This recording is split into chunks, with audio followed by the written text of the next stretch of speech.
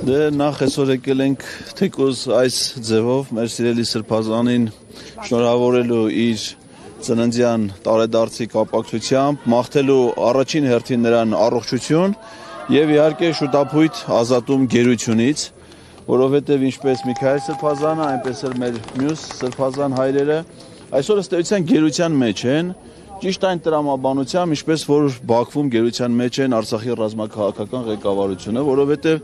նրանց գերության որոշումը կայացվում է նույն տեղից, նույն սկզբունքով, նույն տրամաբանությամբ, մեր պետության, մեր բանակի, մեր եկեղեցու, մեր բոլոր արժեքների դեմ պայքարի շրջանակներում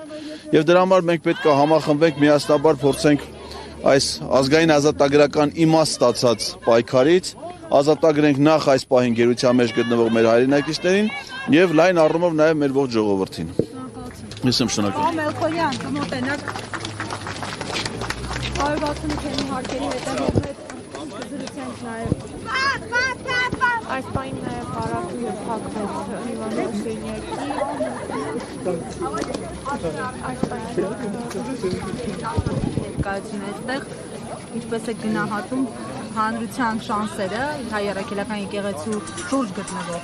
մարդկանց շանսերը այս անգամ հաղթահարել մարտահրավերը։ Ընդհանրապես հայտնի է, որ արդարների ճանապարհը դժվար է եւ արդարներին հաղթանակը դժվարությամբ է տրվում,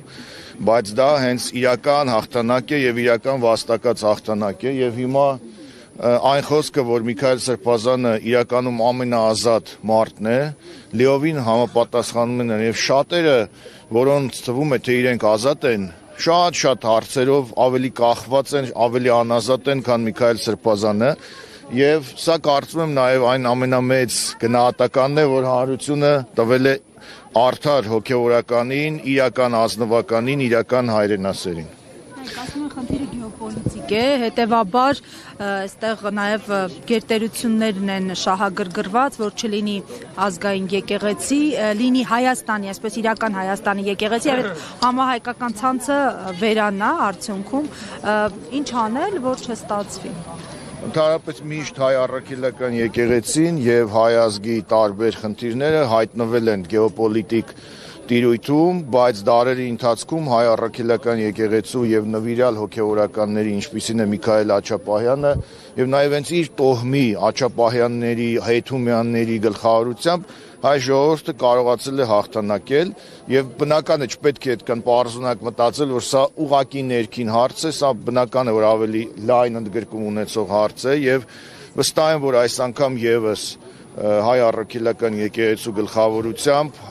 հայ ազգի արթմնի հատվածի համախմբմամբ մենք կարողանալու ենք շարունակել մեր դարավոր ընթացքը, շարունակելով այն հաղթանակները, որոնք պարգևել են այս ազգին նաև Աչապահյան տոհմի բազմաթիվ հոգեորականներ։ Եկեղեցու նկատմամբ գրողները եւ երկու վերջին մեծ պարտությունները, հատկապես Գյումրիում, 7 վերք եկեղեցում եւ Մայրաթոր գրոհի տապալումը, ինչ է հուշում մեզ եւ այն մարդկանց, ովքեր դեռ այսպես զգուշավոր են եւ վախենում են տնից դուրս գալ։ Իրենք ասում են այդ օրը նաեւ դատավորներ են, այսպես բացեի բաց գործող դատավորներ են եղել ի պաշտպանություն վեհափառ հավաքված մարդկանց շարքերում։ Հուշում եմ, որ արդարության հաղթանակը դժվար ընթացքով, բայց շատ գեղեցիկ է եւ հուշում եմ, որ այդ հաղթանակի առաջին ծնծաղիկները արդեն նշմարելի են եւ արդարությունը վերածվելու է շատ ավելի մեծ, այսպես իրականության ու առանց այսպես առաջին ծնծաղիկների, առանց նվիրալների պայքարի դա անհնար է եւ կարծում եմ, որ այդ անարդարության սառույցը սկսվելու է հալվել, չնայած առաջիկա ձմեռվան, բայց սկսվելու է հալվել եւ նման մարդիկ են Միքայել Աչապահյանի եւ մյուս երախտավորների նման մարդիկ են, որ ուրվագծում են այդ հաղթանակը ինքնազոհության գնով։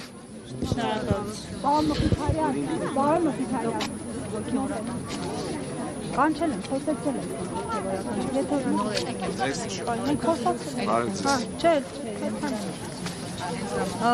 Պարոն Մխիթարյան, Գյումրիից ինչ տրամադրություններ եք բերել Միքայել Սրբազանին։ Գյումրիից առողջության մաղթանքներ ենք բերել Սրբազանին, երկարակեցության մաղթանքներ, ամրություն ու պնդություն չենք մաղթում, որովհետև մենք իրենից պիտի սովորենք ու այդ ամեն ինչը պիտի վերցնենք, բացառիկ տոկունություն ցույց տվող հայ ազնվական, եկեղեցական, օրինակելի, չգիտեմ, տարբեր այս տեսակի բառեր կարող եմ ասել, նոր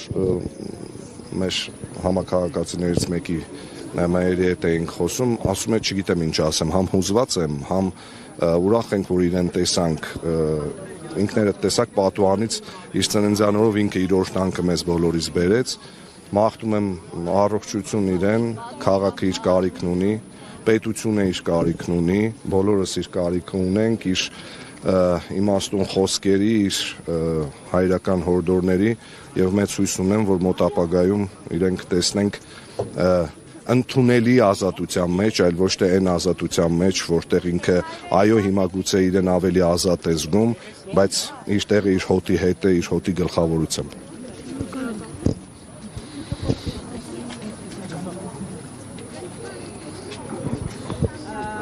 Պարոն Պողոսյան, կմոտենաք, մինչև